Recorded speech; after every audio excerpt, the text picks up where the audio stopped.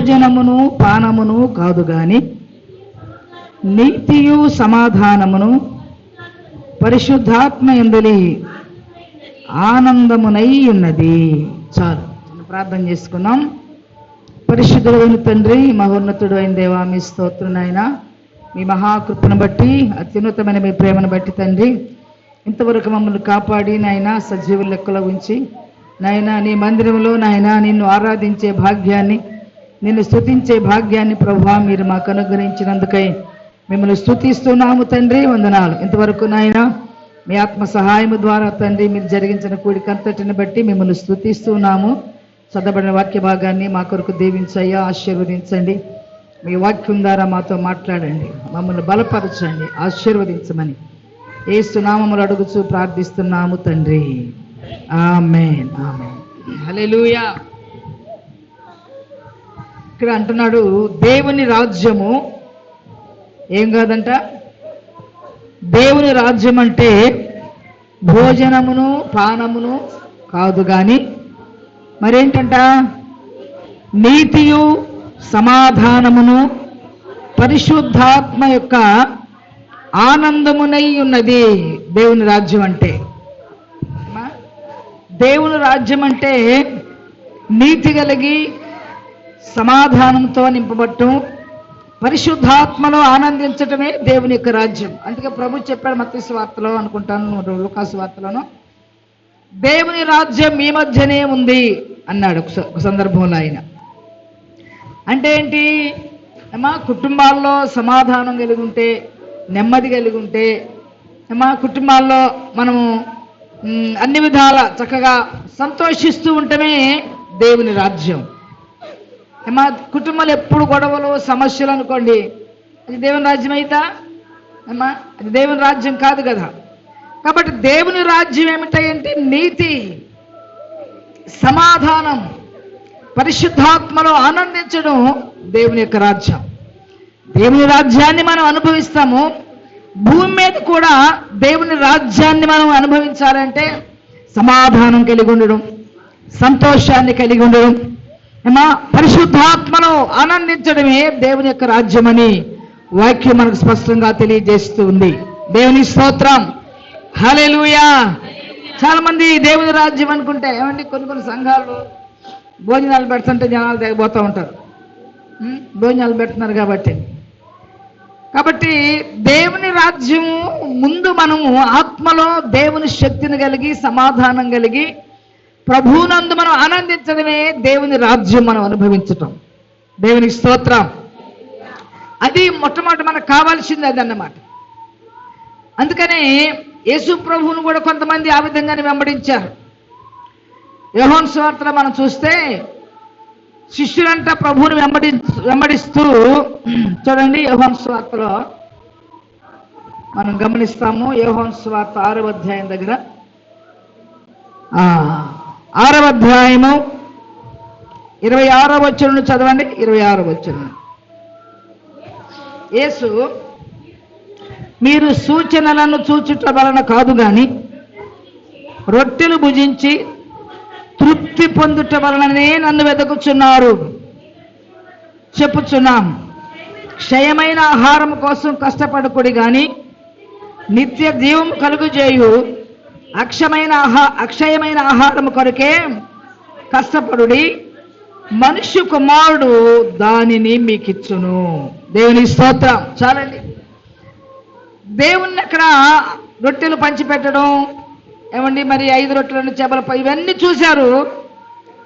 అలాగే వారు ప్రభువుని వెంబడిస్తున్నట్లుగా అక్కడ మనం కొన్ని విషయాలు గమనిస్తే 6వ అధ్యాయం 22వ వచనం దగ్గర విషయాలు స్పష్టంగా వ్రాయబడ్డాయి.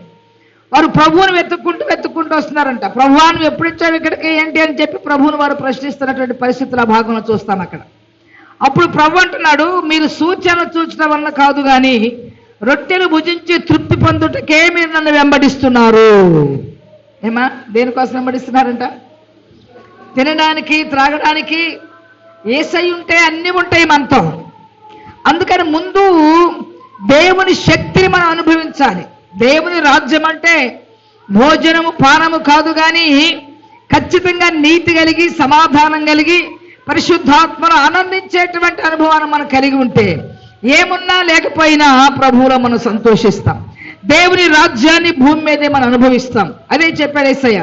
దేవుని రాజ్యం ఎక్కడో లేదు, మీ మధ్యనే ఉంది అని చెప్పాడు. కుటుంబాల్లో నెమ్మది లేకపోతే ఏమంటే ఎప్పుడు గొడవలు అనుకోండి, తాగొచ్చి ఎప్పుడు సమస్యలు అనుకోండి, అదే నరకం భూమి మీద. కుటుంబం సమాధానం కలిగి ఉంటే, దేవుని కలిగి ఉంటే, దేవుని కలిగి ఉన్న కుటుంబాల్లో దేవుని రాజ్యము సమాధానం కలిగి జీవించడమే, కుటుంబంలో నెమ్మది కలిగి ఉండడమే దేవుని యొక్క రాజ్యం. దేవుని స్తోత్రం, హల్లెలూయా. అందుకు ప్రభు అన్నారు, మీరు నన్ను ఎందుకు ఎదుగుతున్నారో నాకు తెలుసు. మీరు రొట్టెలు తిని సంతృప్తిగా సంతోషంగా ఉండడానికే కదా మీరు నన్ను వెంబడిస్తున్నారు. అందుకని మీరు క్షయమైన వాటి కోసం వెతకబాకండి. దేవుని సన్నిధికి ఎందుకు వెళ్ళాలి మనం? ఏమా దేవుని సన్నిధికి ఎందుకు వెళ్ళాలి? దేవునిలో ఆనందిస్తూ, దేవుని నమ్ముకొని మన కుటుంబాలు మనం దీవించబడటానికి, కుటుంబాలతో దేవుని రాజ్యంలో మనం యుగయుగాలు జీవించేటువంటి భాగ్యాన్ని సంపాదించుకోవడానికి. ఈ లోకంలో ఉన్నది ఏది కూడా మనకు శాశ్వతం కాదు. దేవుని రాజ్యం ఒక్కటే మనకు శాశ్వతమైనటువంటిది. దేవుని స్తోత్రం. దానికోసం మనం ప్రయాసపడాలి. ప్రభు చెప్తున్నాడు అక్కడ, క్షయమైన వాటి కోసం మీరు ప్రయాసపడొద్దు, క్షయమైన వాటి కోసం కష్టపడొద్దు, నశించిపోయే వాటి కోసం మీరు కష్టపడొద్దు, అక్షయమైన వాటి కోసం, నిత్య జీవనం కలుగజేసే వాటి కోసం మీరు ప్రయాసపడండి. మనుష్య కుమారుడు మీకు అవన్నీ అనుగ్రహిస్తాడు. దేవుని స్తోత్రం, హల్లెలూయా, హల్లెలూయా. అందుకని దేవుని రాజ్యం అంటే భోజనము పానము కాదు అని వాక్యంలో రాయబడింది. కాబట్టి భోజనము, దేవుని రాజ్యం అంటే నీతి, సమాధానము, ఆత్మలో ఆనందించడం. ఏమా దేవుడు కలిగి ఉండి దేవుని సన్నిధిని అనుభవిస్తుంటే, దేవునిలో మనం ఆనందిస్తూ ఉంటే ఆకలి కూడా అవ్వదు మనకి. దేవుని స్తోత్రం. ఏంటంట ఏంటి చెప్పండి? దేవునిలో మనం ఆనందిస్తూ ఉంటే, ప్రార్థనలో మనం దేవునితో ఏకమైపోయి ప్రార్థన చేస్తూ ఉంటే ఆకలి దప్పులు కూడా మనకు ఉండవు. అది ఆత్మలో, పరిశుద్ధాత్మలో ఆనందించడం. ఏంటంటే అన్నపానములు మరచి నీతో గడుపుట పరలోకానుభవమే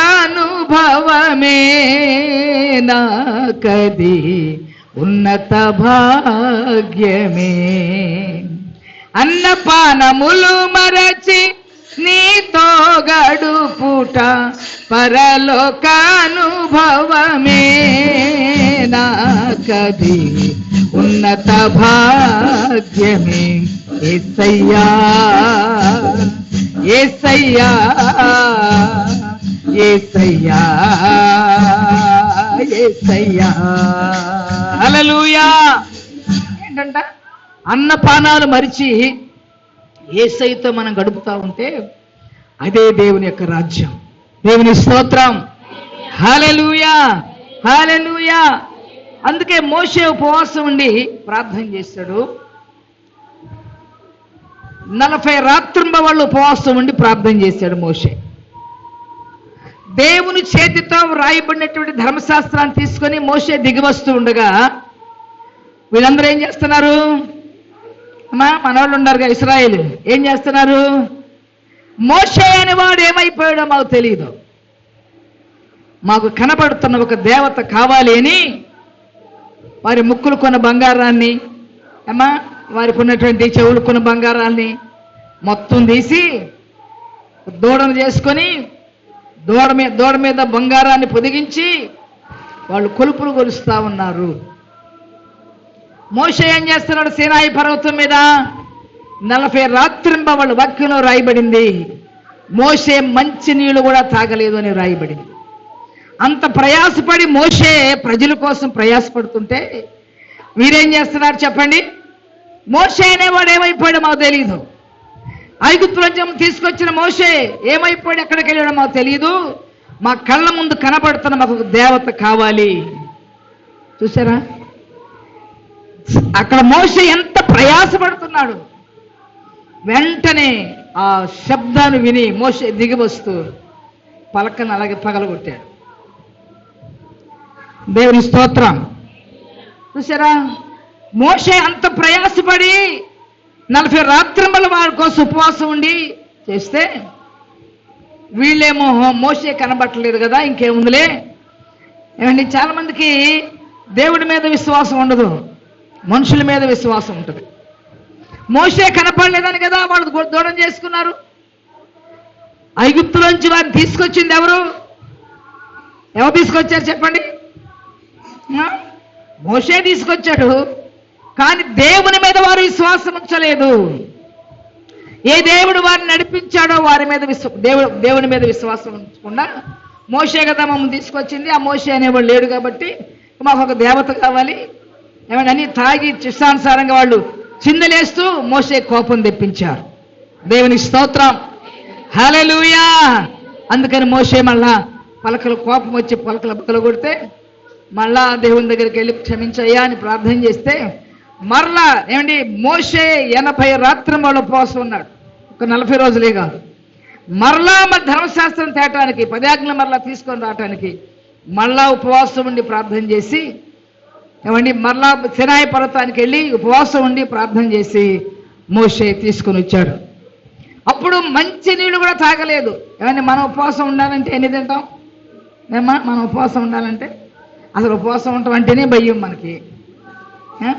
ఉపవాసం అంటేనే అమ్మో ఉపవాస ప్రార్థనలు పెడుతుంది, ఎంతసేపు కూర్చోబెట్టిద్దో, ఎన్ని గంటలు చేయాలో ప్రార్థన కదండి, తినకుండా ఉండాలో తిని రావాలో అనుకొని ఉపవాసం.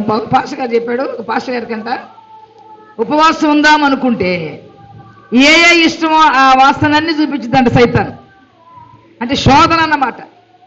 మొన్న పాస్టర్ గారు మేము ఉపవాస ప్రార్థన అంటే అమ్మా మీరు రావాల్సింది, మీరు కూడా కమిటీ మెంబర్ కాబట్టి మీరు రమ్మంటే రాలేదు, ప్రార్థన ఉన్నామన్నారు. మాకు మంచి బిర్యానీ పెట్టారు, ఏమండి మంచిగా చికెన్ పెట్టారు, భలే చేశారని. అయ్యా అయితే అయిందిలే, మేము రాపర్లేదు, మీరు మమ్మల్ని శోధించబాకండి, మేము ఉపవాస ప్రార్థనలో ఉన్నాము అని చెప్పాం పాస్టర్ గారికి. దేవుని స్తోత్రం. పాస్టర్ గారు నవ్వుకున్నారు అనుకోండి. ఏదేమైనప్పటికీ కూడా సాతాన్ ఏం చేస్తాడంటే, ఒక పాస్టర్ గారి కంటే గారెలు అంటే భలే ఇష్టం అంట. గారెలు వాసనే వచ్చిందంట. ఉపవాసం ఉందామంటే గారెలు వాసన వచ్చిందంట. అంటే జయించడం ఎంత కష్టమో చూసారా? కడుపుని జయించడం ఎంత కష్టమో ఏమండి, భోజనాలు జయించడం చాలా కష్టమైన పరిస్థితి. కానీ మోషే ఉపవాసం ఉండి ప్రార్థన చేసి ధర్మశాస్త్రం తీసుకొచ్చాడు. ఆయన సామాన్య విషయం కాదు. హల్లెలూయా, హల్లెలూయా. అందుకని ఉపవాస ప్రార్థన, అన్నపానములు మనం మర్చిపోయి దేవునితో మనం గడుపుతుంటే ఆ గొప్ప దేవుని సన్నిధిని, గొప్ప దేవుని రాజ్యాన్ని మనం అనుభవిస్తాం. దేవుని స్తోత్రం, హల్లెలూయా. అందుకని ఉపవాసము ద్వారానే మనం ఏదైనా జయిస్తాం. మా ఉపవాసము ద్వారా మనం ఖచ్చితంగా ఏదైనా మనం జయిస్తాం. బరీగా తింటే అదే శిష్యులతో ప్రభు చెప్పాడు, అయ్యా మేము ఎందుకు దయ్యాన్ని వెళ్ళగొట్టలేకపోయాము, నువ్వు దయ్యాన్ని వెళ్ళగొట్టావు, ఏంటి కారణం అని అంటే యేసయ్య చెప్పాడు, ప్రార్థన వలననే మీరు జయిస్తారు. అమ్మా అద్భుతం జరగాలంటే ఏం చేయాలి? ఉపవాస ప్రార్థన చేయాలి. బాగా తింటే ఏం ప్రార్థన చేస్తారు చెప్పండి? ఏమ్మా కడుపు కాలుతూ ఉంటే, ఆత్మ లోపల రగులుతూ ఉంటే ప్రార్థన చేస్తాం, మనం కార్యాలు చూస్తాం. మనం బాగా తిని వాళ్ళు వెళ్ళారంటే శిష్యులు దయ్యాన్ని ఎలగొట్టడానికి, వాళ్ళ వల్ల కాలేదు. యేసయ్య పోయి ఎలగొట్టిచ్చాడు. వాళ్ళు అడిగారు యేసు ప్రభు ఏకాంతంగా, మరలా మేమెందుకు ఈ పని చేయలేకపోయాం ప్రభు అంటే ఆయన చెప్పిన మాట ఏంటంటే ఉపవాస ప్రార్థన చేయాలి. దేవుని స్తోత్రం, హల్లెలూయా. ఉపవాసం వలనే తప్ప ఈ విధమైనది వదిలిపోవటం సాధ్యమని మార్క్స్ వార్తలో మనం చూస్తాం. అందుకని ఉపవాసము ద్వారా దేవుని సన్నిధిలో మనం దేవుని సన్నిధి అనుభవిస్తాము, ఆత్మలో ఆనందిస్తాం. దేవుని రాజ్యం అంటే ఏమనుకుంటున్నారు? భోజనము పానము కాదు. ఏమండి, నీతియు సమాధానము పరిశుద్ధాత్మలో ఆనందించటమే దేవుని యొక్క రాజ్యం. దేవుని స్తోత్ర. కింద కొన్ని మాటలు అంటాడు యోహాను రోమిలకు రాసిన పత్రిక ద్వారా అంటాడు 14 భోజనాన్ని బట్టి దేవుని పని పాడు చేయొద్దు అనేటువంటి మాట కూడా అక్కడ దేవుని యొక్క వాక్యంలో మనం చూస్తాం. చూడండి అక్కడ 20వ వచనం అంటాడు, భోజనము నిమిత్తము దేవుని పనిని పాడు చేయొద్దు అని వాక్యం స్పష్టంగా మనకు తెలియజేస్తాం. అంటే కేవలం చాలా మంది దీనికోసమే బ్రతుకుతారు. ఏమంటే దీనికోసమే చాలా మంది ప్రార్థనలకు వెళ్తూ ఉంటారు. ఏదో చేస్తారనే ఉద్దేశంతోనే దేవుని సన్నిధికి వెళ్తూ ఉంటారు. కానీ అది కాదు, మనకు కాదు. ముందు నువ్వు ఏమండి ఒక వాక్యం ఎప్పుడో చెప్తా ఉంటా నేను, ఆయన నీతిని అనే రాజ్యమును వెదకండి, అప్పుడు ఏం కావాలో అవన్నీ నేను మీకు అనుగ్రహిస్తానని ప్రభు చెప్పాడు. అందుకని ఆయన చెప్పిన మాట ఏంటంటే, ఆకాశ పక్షులు చూడండి అవి విత్తవు, కోయవు, కొట్లలో కూర్చుకోవు, వాటికి అసలు ఏమీ లేదు దాచిపెట్టుకోవటానికి. అయినా అవేం చేస్తాడు దేవుడు, వాటిని సంతృప్తిగా దేవుడు వాటిని పోషిస్తున్నాడు. వాటికంటే మీరెంతో శ్రేష్ఠులు కదా అని ప్రభు చెప్పాడు. దేవుని స్తోత్రం. ఆకాశ పక్షుల కంటే మనం ఎంతో శ్రేష్ఠులం ఆయనకి. మనం విడిచిపెడతాడు ఆయన? చెప్పండి, మనం విడిచిపెడతాడు ఆయన మనల్ని? నిజంగా ప్రభు నువ్వు ఏం చేసినా నీ ఉంటే నాకు చాలు ప్రభు అని ఆయన మీద మనం అనుకుంటే, నీవే నాకు కావాలి ప్రభు, నీవే నా సమస్తం, నా సర్వము నీవే ప్రభు అని మనం ఆయన మీద అనుకుంటే, నీ నీతి నీ రాజ్యం కావాలయ్యా అని ఆయన మీద అనుకుంటే, మనకేమి కావాలో అన్ని ప్రభు సమస్తాన్ని సమకూర్చేటువంటి దేవుడై ఉన్నాడు. దేవుని స్తోత్రం. హల్లెలూయా. అందుకని ఉపవాసం ప్రార్థన చేయటానికి భయపడబాకండి అమ్మా. ఉపవాస ప్రార్థనలు వస్తున్నాయి మన దగ్గరలో. మేము కూడా ఒక ముగించబోతున్నాము. రేపు వారం మాత్రమే ఉపవాస ప్రార్థనలు బోడపాలు, రేపు వారంతో అయిపోతాయి. గత రాత్రి నుంచి మరి కుటుంబాల్లో కూడికలు పెడుతున్నాం, కుటుంబ ఆశీర్వాదం కోసం, కుటుంబాలు దీవించబడాలని ప్రతి ఒక్కరూ కుటుంబంలో పెడుతున్నాము రాత్రులు. కాబట్టి దేవుడు మనం దీవించడానికి మన కుటుంబాన్ని ప్రభు ఆశీర్వదించి, దావీదుకు ఒక ఆలోచన ఉంది, దావీదుకు ఒక కోరిక ఉంది. ఏంటో తెలుసా? సమూయేలు గ్రంథంలో రాయబడింది, అయ్యా దయచేసి నా కుటుంబము నిత్యము నీ సన్నిధిని ఉండునట్లుగా దానిని ఆశీర్వదించు అన్నాడు. దేవుని స్తోత్రం. దావీదుకున్న ఆశ ఏంటంట? నా కుటుంబము నిత్యము నీ సన్నిధిలో ఉండాలి, అలాగూ నా కుటుంబాన్ని ఆశీర్వదించాయని దావీదు ఆశపడుతూ ఉన్నాడు. అందుకని కుటుంబ ఆశీర్వాదాల కోసం మరి ఇన్ని దినాలు చర్చిలో పెట్టాము. మరి కుటుంబ దీవెనల కోసం రాత్రి నుంచి కుటుంబాల్లో కూడా పెడతా ఉన్నాం. పగలేమో చర్చిలో పెట్టి రాత్రులు అట్లా పెట్టబోతా ఉన్నాం. కాబట్టి దేవుని రాజ్యం కోసం ప్రయాసపడదాం, దేవుని రాజ్యంలో ఆనందించడానికి ప్రయాసపడదాం అమ్మా. అంతేగాని అట్లా అని ఎప్పుడూ ఉపవాసం ఉండి మనం ప్రార్థించాల్సి, ఎటు మనం ఉపవాసం ఉండవలేమని దేవుడే కొన్ని సార్లు మనకి ఇలాంటి కూడికలను ప్రభు మనకు సిద్ధం చేస్తాడు. దేవుడు ఉపవాసం ఉండమన్నప్పుడు ఖచ్చితంగా మనం ఉపవాసం ఉండాల్సిందే. దేవుని స్తోత్రం. హల్లెలూయా. కొన్ని సంవత్సరాల క్రితం మన చర్చిలో ఒక అమ్మాయి ఏం చేసిందంటే, లోకల్ మిషన్ చర్చిలో రోజు భోజనం పెడుతున్నారు, సాంబార్ పోతున్నారని అటు వెళ్ళిపోయింది కొన్నాళ్ళు. దేవుని స్తోత్రం. హల్లెలూయా. ఇప్పుడు మరలా మరి మన మందిరంలోకి వస్తుంది అనుకోండి. అలాగున కొంతమంది కనబడుతున్న వాటి కోసం, వీటి కోసం ఏదో ప్రయాసపడతారు. అందుకని దేవుని యొక్క సన్నిధిలో ఏది దేవుని సన్నిధిలో మనం ఆనందిస్తామో, దేవుని రాజ్యం అంటే ఏంటో మనం ఎరిగి ఉండాలి అని అంటే ఏమా ఉపవాస ప్రార్థనలో కొన్నిసార్లు ఖచ్చితంగా మన ఉపవాసం, దేవుడు ఖచ్చితంగా ఉండమని చెప్పిన దిన సందర్భాలు కూడా ఉన్నాయి. అదే ఆయన శిష్యులతో చెప్పాడు. ఏమని? మీరు బరీకి తిని వెళ్ళిపోతే దయ్యం ఏం పోదు మీకు, దయ్యం అసలు ఏమి లెక్క చేయదు. ఉపవాస ప్రార్థన. దేవుని స్తోత్రం. హల్లెలూయా.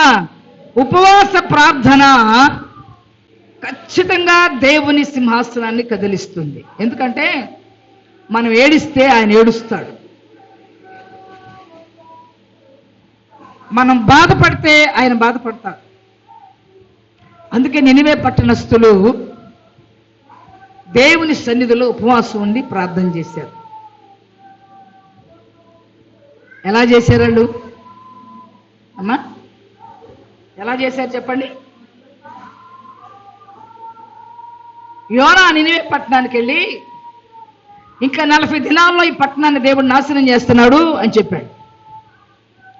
అప్పుడు ఆ ప్రజలందరూ విని ఉపవాసం ఉండి ప్రార్థన చేయటం మొదలుపెట్టారు.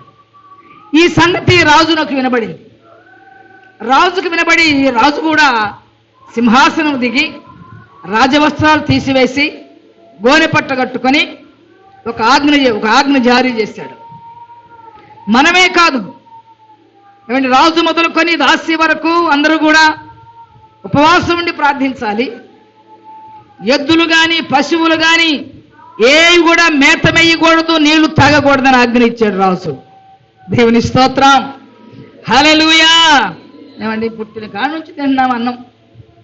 దేవుని కోసం ఉపవాసం ఉండి ప్రార్థన చేయలేము? దేవుని రాజ్యం ఏంటో మనం తెలుసుకోవద్దా? భోజనం పానంతోనే మనం సరి చేసుకోకూడదు. దేవుని స్తోత్రం. వాక్యంలో రాయబడిన మాట ఏమిటంటే, ఆ విధంగా కఠినమైన ఉపవాసాన్ని రాజు అక్కడ ప్రకటించిన తరువాత అందరూ ఉపవాసం ఉండి ప్రార్థన చేయటం మొదలుపెట్టారు. పశ్చాత్తాపడుతున్నారు. వారి అవిధేయతలు ఒప్పుకున్నారు, వారి పాపాలు ఒప్పుకున్నారు. వారు పశ్చాత్తాపడుతుండగా 3వ అధ్యాయంలో రాయబడిన మాట ఏంటంటే యోనా గ్రంథంలో, వారు పశ్చాత్తాపడటం చూచి దేవుడు కూడా పశ్చాత్తాపడ్డాడంట. దేవుని స్తోత్రం. వారు ఏడుస్తుంటే నిజంగా వారి అవిధేయతలు వారు ఒప్పుకొని ప్రార్థన చేస్తే దేవుడు చలించిపోయాడంట. అందుకని ఆయన పశ్చాత్తాపడి చేస్తానన్న కీడు చెయ్యక మానెను అని వ్రాయబడింది వాక్యంలో. దేవుని స్తోత్రం. హల్లెలూయా. అది మన ఉపవాసం ఉండి ప్రార్థన చేస్తే మన ప్రార్థన నేరుగా దేవుని సన్నిధికి వెళ్ళిపోదు. ఉపవాస ప్రార్థన సీరియస్ కేసు లాంటిది. అమ్మా, డాక్టర్ గారి దగ్గరికి వెళ్ళడానికి అందరూ ఓపీలో నిలబడతా ఉంటారు. యాక్సిడెంట్ కేసు, భయంకర సీరియస్ కేసు వచ్చిందంటే ఏం చేస్తారు? అవన్నీ పక్కన పెట్టేసి ముందు దీన్ని తీసుకెళ్తారు డాక్టర్ గారి దగ్గరికి. దేవుని స్తోత్రం. హల్లెలూయా. అందుకని ఉపవాస ప్రార్థన కూడా అలాంటిదే. ఎన్నో ప్రార్థన రిక్వెస్ట్లు ఉంటాయి యేసయ్య దగ్గర. ఉపవాసంతో నువ్వు కన్నీరు కార్చి ప్రార్థన చేస్తే దానికి ముందు దేవుడు జవాబిస్తాడు. హల్లెలూయా. అదే చూస్తున్నాం నినివే పట్టణస్థుల విషయంలో.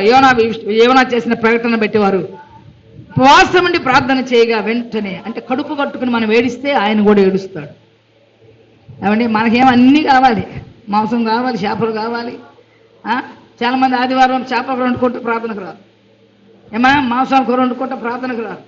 చుట్టాలు వస్తే ప్రార్థనకు రారు. ఏంటి మరి మనకేం అర్థమవుతుంది వాక్యం? ఏమా, దేవుని రాజ్యం అంటే ఏమనుకుంటున్నాం? భోజనము పానము కాదు దేవుని రాజ్యం అంటే. నీతియు సమాధానము. చుట్టాలు వచ్చినా కూడా రాకూడదండి. ఒకప్పుడు మా దగ్గర చుట్టాలు వస్తే అసలు మా దగ్గర సరిగ్గా వచ్చేవాళ్ళు చుట్టాలు. ఎందుకని మేము ఎప్పుడు పోయినా ఇంటికి అనేవాళ్ళు. ఎప్పుడు పోయినా అప్పుడు మరీ చిన్నపిల్లలు కాబట్టి వాళ్ళ స్కూల్కి పంపి మేము సైకిల్ ఎక్కి ఎటో కొట్టి వెళ్ళిపోయేవాడు. ఉండేవాళ్ళం కదా అసలు ఇంటి దగ్గర. ఆ రోజుల్లో ఫోన్లు కూడా లేవు. అందుకని మేము ఎప్పుడైనా ఉండి రమ్మంటే వచ్చేవాడు.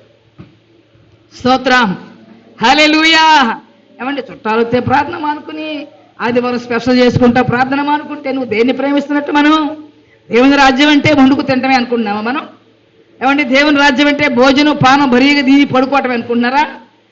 దేవుని రాజ్యము సమాధానంతో కూడినటువంటిది.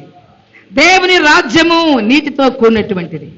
దేవుని యొక్క రాజ్యము ఆత్మలో ఆనందించేటువంటిది. అది దేవుని రాజ్యం అంటే. అందుకే కింద భాగం అంటాడు, భోజనం నిమిత్తం దేవుని పని పాడు చేయబాకండి. దేవుని స్తోత్రం. దేవుని యొక్క రాజ్యము యుగయుగాలు ఉండేటువంటి రాజ్యం, అంతం లేనటువంటి రాజ్యము. చూడండి, మరి దానియేలు గ్రంథంలో మనం చూస్తే ఆ చక్కని మాటలు దానియేలు గ్రంథంలో రాయబడ్డాయి. దేవుని రాజ్యం ఏమైందో దానియేలు గ్రంథం చూడండి, 6వ అధ్యాయము. దానియేలు గ్రంథము 6వ అధ్యాయము.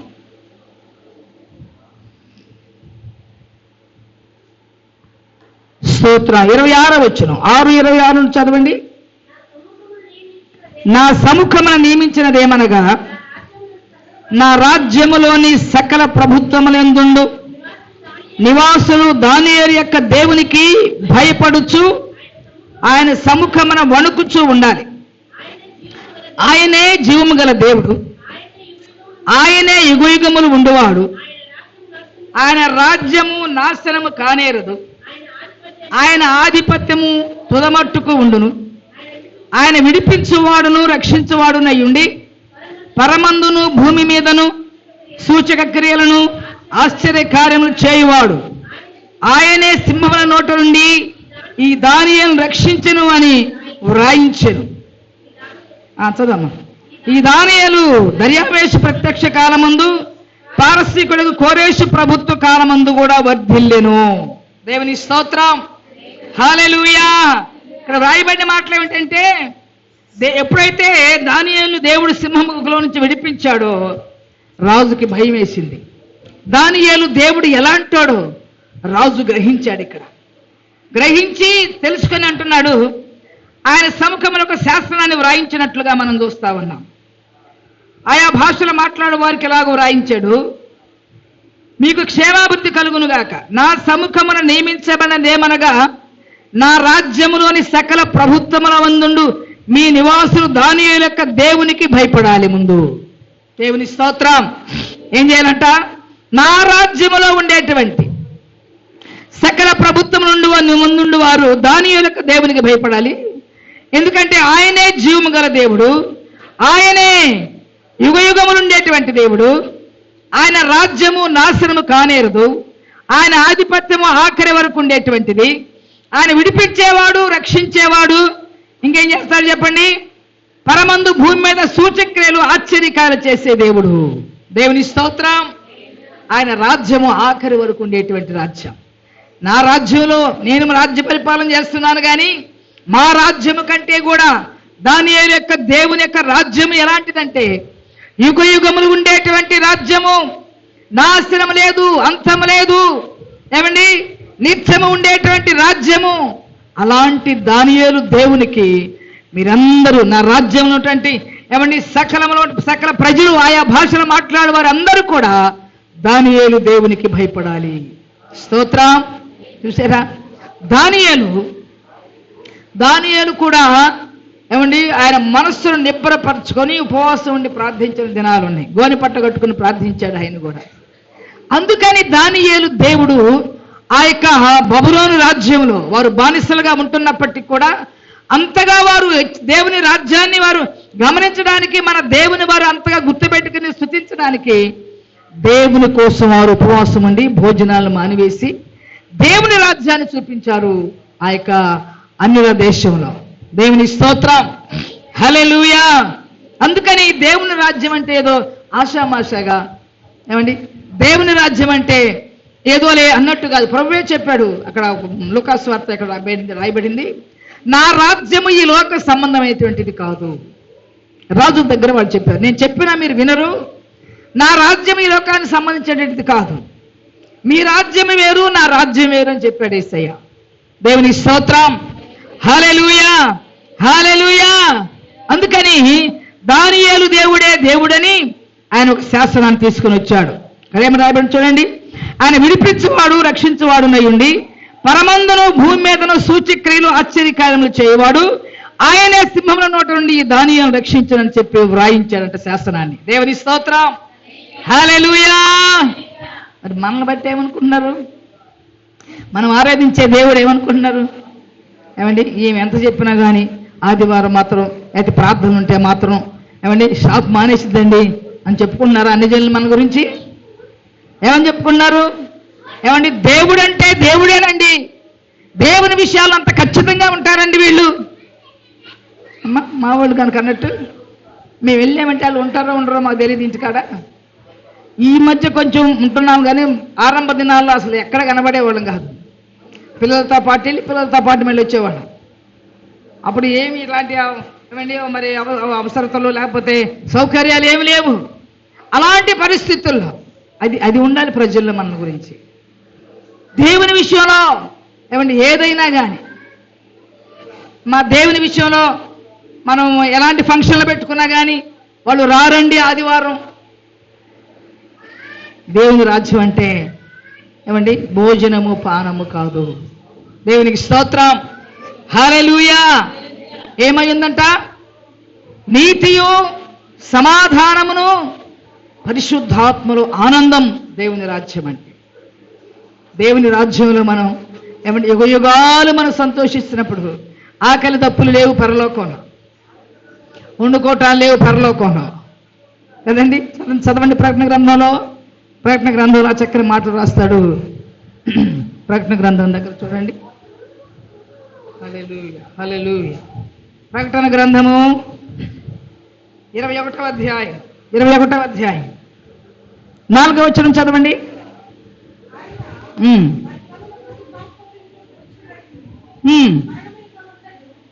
అమ్మా, మరణము ఇక ఉండదు, దుఃఖమైనను ఏడ్పైనను వేదన అయినను ఇక ఉండదు. చాలండి. పరలోకంలో ఏమేమి ఉండవంట? మరణం ఉండదు, దుఃఖం ఉండదు, ఏడ్పు ఉండదు, ఏమండి వేదన ఉండదు. పరలోకం నిత్యము ప్రభువులో ఆనందించడమే. దేవుని స్తోత్రం. హల్లెలూయా. శుద్ధులందా తెల్లంగి ధరించెదరు, ముద్రా పొందిన శుద్ధులందారు తెల్లంగి ధరించెదరు. పట్టుకొందురు, విమోచన్ గీతం పాడేదారు, జయ జెండాలు పట్టుకొందురు, విమోచన్ గీతం పాడేదారు. ఓకే హల్లెలూయా ధ్వనియే, ఓకే హల్లెలూయా ధ్వనియే, ఓకే హల్లెలూయా ధ్వనియే. రాజాధిరాజు దేవాతి దేవుడు త్వరలో వచ్చుచుండెను, రాజాధిరాజు దేవాతి దేవుడు త్వరలో వచ్చుచుండెను. హల్లెలూయా. ఏం చేస్తారంట? ముద్రించబడిన వారందరూ కూడా ఏం చేస్తారు చెప్పండి? పరలోకంలో ఏం చేస్తారు? అప్పుడప్పుడు టీవీలో చూపిస్తూ ఉంటారు, చూస్తున్నారా మీరు? ఏమండి, ఎగిరిపోతున్న ఆత్మది రాకుండా ఎగిరిపోతున్న వాళ్ళని చూపిస్తూ ఉంటారు టీవీలో అప్పుడప్పుడు. వాళ్ళు ఎలా ఉంటారు? పైనుంచి కింద దాకా తెల్లటి అంగీ వేసుకొని ఉన్నట్లుగా చూపిస్తున్నారు టీవీలో అట్లా. అయితే పరలోకంలో కూడా ముద్రించబడిన వారందరూ, క్రీస్తు రక్తంలో కడగబడిన మన అందరం కూడా తెల్లంగి వేసుకొని ఏం చేస్తామంట? దేవుని స్తుతిస్తూ ఉంటాము. ఏమని స్తుతిస్తారు? ఒకటే ధ్వని. ఏంటి? ఓకే హల్లెలూయా ధ్వనియే. స్తోత్రం. మనందరం కూడా పరలోకం చేసే పని ఏంటి అంటే, ఏమండి, ఇక్కడ బండి ప్రయాసాలన్నీ కూడా మనం విడిచిపెట్టుకొని, ఏమా లేచిన కాంచి షాప్కి వెళ్ళాలి, లేచిన కాంచి ఉద్యోగాలకు వెళ్ళాలి, లేచిన కాంచి ఏం చేయాలి? మనం చేసే పనులన్నీ మనం చేసుకోవాలి. కానీ పరలోకంలోకి వెళ్ళిపోయిన తర్వాత అందరం కూడా తెల్లంగి కలిగిన వారమై ప్రభువును స్తుతిస్తూ ఉంటాము. హల్లెలూయా. ఏడ్పు కానీ, బాధ కానీ, దుఃఖం కానీ, వండుకోవడం కానీ, తినటం కానీ, ఈ బాధలేమి లేవు పరలోకం. అయితే అదే అనుభవాన్ని మనం ఇక్కడ కలిగి ఉండమని కూడా ప్రభు వాక్యం మనకు తెలియజేస్తూ ఉంది. భోజనము పానము కాదు కానీ నీతియు సమాధానము పరిశుద్ధాత్మలో ఆనందం అది కలిగిన వారిగా ప్రభు సన్నిధిలో మనం ఆయన స్తుతించాలని చెప్పి వాక్యం మనకు తెలియజేస్తుంది. దేవుని స్తోత్రం. హల్లెలూయా, హల్లెలూయా. ఇంకా చూడండి 23వ వచనం కూడా చదవండి. 21వ అధ్యాయం ప్రకటన గ్రంథం 23వ వచనంలో కూడా చక్కని మాటలు రాయబడ్డాయి. ఆ పట్టణంలో ప్రకాశించుటకై సూర్యుడైనను చంద్రుడైనను అక్కర్లేదు అమ్మా, దేవుని మహిమయే అక్కడ ప్రకాశిస్తూ ఉంది. గొర్రె పిల్లయే అక్కడ మనకు దీపం. దేవునికి స్తోత్రం. దేవుని యొక్క రాజ్యంలో సూర్యుడు లేడు, చంద్రుడు లేడు. ఎవరున్నారంట? అమ్మా, దేవుని మహిమతో నింపబడి ఉంటుంది. గొర్రె పిల్లే అక్కడ దీపముగా ఉంటుంది. దేవునికి స్తోత్రం. అలాంటి మహిమతో కూడిన రాజ్యములో మనం ఉండాలి అంటే ఏ విధమైన మచ్చ డాగు లేనటువంటి సంఘముగా, ఏమండి, దేవుని రాజ్యము కోసమే ప్రయాసపడేటువంటి వారిగా, ఏమండి, ఈ లోకంలో అన్నపానములు విడిచిపెట్టి దేవునితో సహవాసం చేసేటువంటి వారిగా ఈ లోకంలో బతుకుతున్నాం కాబట్టి దీనికోసమే అనుకోబాకండి. దేవునికి స్తోత్రం. హల్లెలూయా. అంటే తినకుండా త్రాగకుండా ఉండమని కాదు, దేవుని సన్నిధి మనం అనుభవించాలి. ఏమంటే దేవుడు మనం కలిగి ఉండాలి. దేవుడు మన కుటుంబాల్లో ఉంటే ఏమండి అదే పరలోకం. దేవుడు లేని కుటుంబం అదే నరకం. అందుకని తిన్నా త్రాగినా కేవలం దానికోసమే బ్రతకూడదు. మనం ఏమంటే భోజనం కోసమే, తినటం కోసమే చాలామంది దానికోసమే బ్రతుకుతారు. అందుకని దానికోసం కాదు, అది తిన్నా చేసినా దేవుని సన్నిధి మనం అనుభవించాలి. నీతి కలిగిన వారింగా, కుటుంబాల సమాధానం కలిగిన వారింగా, పరిశుద్ధాత్మ అనుభవం కలిగిన వారింగా, దేవుని సన్నిధిలో ఆయన ఆరాధించేటువంటి వారింగా అలా మనం జీవించినప్పుడు భూమి మీద, అందుకే వాక్యానికి ఒక మాట రాయబడింది, దేవుడే మనం ఆయనకు ఒక రాజ్యంగా చేసుకున్నాడు అని. మనం ఏమైనా చెప్పండి? దేవునికి ఒక రాజ్యముగా, యాజకులుగా ప్రభు మనం చేసుకున్నాడు. అందుకని ఆయన రాజ్యాన్ని కట్టేవారిగా, ఏమంటే ఆయన రాజ్యం కోసం మన వంతు మనం ప్రయాసపడేవారిగా దేవునిలో మనం జీవించాలని చెప్పి వాక్యం తెలియజేస్తా ఉంది. అంటే దేవుని తర్వాతనే మనము తిన్నా త్రాగినా, ఏమంటే దేవుని తర్వాత మన దేవుని కోసమే బ్రతకాలి. యేసయ్య సహితం ఏమండి 40 రాత్రింబళ్ళు ఆయన ఉపవాసం ఉండి సాతాను జయించి తర్వాత సువార్త ప్రకటించాడు. తర్వాత దేవుని రాజ్యాన్ని ప్రభువు కట్టినట్లుగా వాక్యంలో మనం చూస్తూ ఉన్నాం. కనుక దేవుని రాజ్యం ఏంటో మనం గుర్తెరగాలి. దేవుని రాజ్యాన్ని ఏ విధంగా భూమి మీద మనం కట్టగలమో ఈ శరీరాన్ని మనం జయించిన వారిగా ఉండాలి. ఏమండి, ముందు ఆకలే కదా, ఆదాము అది చేసే కదా ఎంత చేసి పెట్టాడు మనకి. ఏమండి, ఆకలికి. అందుకని సాతాను కూడా యేసయ్య దగ్గరికి వచ్చి ఏమంది, ఆయన ఉపవాసం ఉన్నప్పుడు ఏమంది చెప్పండి, నీకు ఆకలి అవుతుంది కదా, నీవు ఈ రాళ్ళు రొట్టెలుగా చేసుకొని తిను, ఆకలితో నువ్వు తూలిపోతున్నావు కాబట్టి. అక్కడే సాతాను మనం శోధించింది. ఈ శరీరమే మనకు శత్రువుగా పనిచేస్తూ ఉంది. ఏమంటే దేవుని పని చేయొద్దని సాతాను శరీరం చెప్తా ఉంటుంది. ఆత్మేమో లోపల ఆత్మేమో దేవుని పని చేయాలి, ప్రార్థన చేయాలి, ప్రయాసపడాలి అని లోపల ఆత్మ పరితాపం చెందుతూ ఉంటే శరీరం మాత్రం దానికి విరోధంగా పనిచేస్తుందని వాక్యంలో రాయబడిన గలతీయులకు రాసిన పత్రికలో.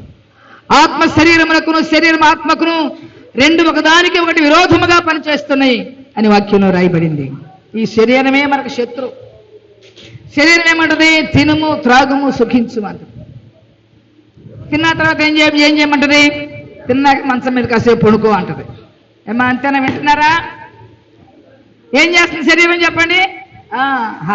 ఏముందిలే కొంచెం అన్నం తిను, ఉపవాసం ఉంటే ఏముంది, ఒక ముద్ద తినకుండా వెళ్తే మరి ఇదే నీరసం అయిపోద్ది కదా. తిన్న కాసేపటికి భారంగా ముందుగా కాసేపు మంచం మీద పడుకోమాట. ఇంకా ప్రార్థన చేయించింది శరీరం మనల్ని. ఏమండి, శరీరం ఎంత శత్రువో తెలుసా మనకి? శరీరం ఎంత వ్యతిరేకంగా పనిచేస్తుందో తెలుసా? అందుకని దాన్ని జయించాలి అంటే శరీరాన్ని నెలగొట్టాలి. దేవుని స్తోత్రం. ఉపవాసము ద్వారా శరీరాన్ని నెలగొట్టాలి. దేవుని రాజ్యం అంటే అన్నం తిని బలి పడుకోవటం కాదు, భోజనము పానము కాదు. దేవుని స్తోత్రం. ఆత్మలో ఆనందించాలి. ఏమండి, మన ఉపవాసం ఉన్న కొలది ఆత్మ బలంగా ఉంటుంది. పరిశుద్ధాత్మను ఆనందించేటువంటి పరిస్థితి మనం కలిగి ఉంటాం, సమాధానం కలిగి ఉంటాం, కుటుంబాల్లో నెమ్మది కలిగి ఉంటాం. అలాగూ దేవుని రాజ్యాన్ని మనం అనుభవిస్తూ దేవుని రాజ్యాన్ని కట్టేవారిగా మనం ఉండాలని వాక్యం చెప్తా ఉంది. కనుకని భోజనం నిమిత్తము దేవుని పని మీరు పాడు చేయొద్దు అని కూడా వాక్యం రాయబడింది. దేవునికి స్తోత్రం. హల్లెలూయా, హల్లెలూయా. అండి, ఉపవాసం ఉంటేనే శరీరం మాటినిద్ది. మాట ఏందో, ఉపవాసం ఉంటేనే శరీరం మాట వింటది. లేకపోతే అందుకే వాక్యం అంటాడు కదా, మీరు తిండి వలనను మత్తు వలనను ఐహిక విచారం వల్ల మీరు మందంగా ఉన్నప్పుడు ఉరి వచ్చినట్లు ఆకస్మికముగా ఆ దినం మీ మీదకి రాబోతుంది అని చూస్తాం మత్తయి సువార్తలో. తిండి వలనను మత్తు వలన ఏమవుతుంది, మన శరీరం అంటే మందమైపోతుంది. ఇప్పుడు కూడా చాలా మంది ఏమంటే ఆహారం తగ్గించుకుంటే ఏమంటే మనుషులకి ఆరోగ్యం అని కూడా చెప్తా ఉన్నారు. ఇప్పుడు ఆహారం అంటే తక్కువగా తిన్నవాళ్ళు ఎక్కువ కాలం బతుకుతారంట. అన్నం తక్కువగా తింటే ఎక్కువ కాలం బతుకుతారంట. దేవుని స్తోత్రం. హల్లెలూయా. అందుకని ఈ యొక్క శరీరము, ఈ తిండి అనేటువంటిది అన్నిటికీ అభ్యంతరమే. దేవుని పనికి మరీ ఆటంకం అది. అందుకని దేవుని యొక్క సన్నిధిలో దేవుని రాజ్యం అంటే భోజనము పానమును కాదు గాని నీతి కలిగి సమాధానం కలిగి ఆత్మలో ఆనందించడమే దేవుని యొక్క రాజ్యం. దేవునికి స్తోత్రం. ఏమా అందరూ వింటున్నారా? అది గుర్తుపెట్టుకోండి. కేవలం దీనికోసమే బ్రతకబాకండి. ఒక 20 రోజులు తినకపోయిన మనిషి బతుకుతాడంట, ఏం పర్వాలేదు. అందుకని దీనిని ఎంతవరకు అందుకు అపోస్తలుడైన పౌలు అంటాడు, అనేకులకు బోధించి నేను భ్రష్టునవుతానేమోనని నా శరీరాన్ని నలగొట్టుకొని, చెప్పండి, నాకేం తెలుసు, మీరే చెప్పండి అంటారా అమ్మా, నలగొట్టుకొని శరీరాన్ని లోపరుచుకున్నాను అన్నాడు ఆయన. ఈ శరీరం మనం చెప్పినట్టు వినాలి కానీ అది చెప్పినట్టు మనం వింటే దేవుని రాజ్యాన్ని మనం అనుభవించలేము. దేవుని స్తోత్రం. హల్లెలూయా. పౌలు గారు అలా శరీరాన్ని నలగొట్టుకున్నాడు ఆయన. అందుకే మంచి పోరాడని ఒక సాక్ష్యం కలిగి ఉన్నాడు ఆయన. నా కోసం నీతి కిరీటం ఉంచబడినని చెప్పగలిగాడు ఆయన. మనం కూడా చెప్పబడాలి, అలా చెప్పాలి. అలాంటి సాక్ష్యం మనం కలిగి ఉండాలి అంటే శరీరాన్ని నలగొట్టుకోవాలి. ఎలా నలగొట్టుకోవాలి? కత్తి కూడా సుత్త కూడా తీసి నలగొడదామా? ఏమ్మా, ఎలా నలగొట్టాలి? ఉపవాసము ద్వారా. ఎంతవరకు అంతవరకే శరీరానికి పెట్టాలి. ఏమండి, మన స్థాయికి మించిపోయి పెడితే ఏమండి మన ఆత్మ నశించిపోవడమే కాకుండా మనం కూడా అనారోగ్య పరిస్థితికి వెళ్ళిపోతాం. అందుకని ఈ ఉపవాసాలు దేవుడు నిజంగా బైబిల్లో ఉపవాసం నుండి వారు ఎన్నో కార్యాలు చేసినట్లుగా వాక్యంలో మనం చూస్తూ ఉన్నాం. అందుకని భోజనము పానము కాదు కానీ నీతి సమాధానం, ఆత్మలు అంటే ప్రార్థనలో ఆనందించడం, సంఘంలో ఆనందించడం, ఏ కార్యక్రమాలు జరిగినా ప్రార్థనలో పాల్గొని ప్రభు సన్నిధిలో ఆనందించడమే దేవుని అనుభవించటం, దేవుని యొక్క రాజ్యమును అనుభవించటం. దేవునికి స్తోత్రం. హల్లెలూయా, హల్లెలూయా. ఏమ్మా, అందుకని భోజనం పానం తినకుండా ఉండమని కాదు కానీ తిన్నప్పుడు తినాలి, ఉండాల్సినప్పుడు ఉండాలి.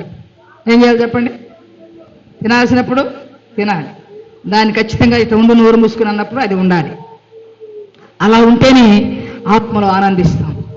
ఏమా, ఉపవాస కోడికల ద్వారా మనము అద్భుతాలు చూడాలి అంటే ఖచ్చితంగా ఉపవాసం ఉండాల్సిందే. నినివే పట్టణస్తులు ఉపవాసం ఉన్నారు కాబట్టే పట్టణమంతా మరలా తిరిగి ఏమండి మరి దేవుని మాట ప్రకారం అందరూ కూడా బ్రతకగలిగారు. తర్వాత అది మళ్ళీ వ్యతిరేకమైపోయి సముద్రంలో కలిసిపోయింది అనుకోండి. అలాగున ప్రార్థన ద్వారా, ఉపవాస ప్రార్థన ద్వారా దేవుని యొక్క అద్భుతాలు మన జీవితంలో చూస్తాం. యేసు అదే చెప్పాడు, దయ్యం ఎందుకు వెళ్ళదంటే మీరు బరికి తిన్నారు కాబట్టి దయ్యం వెళ్ళ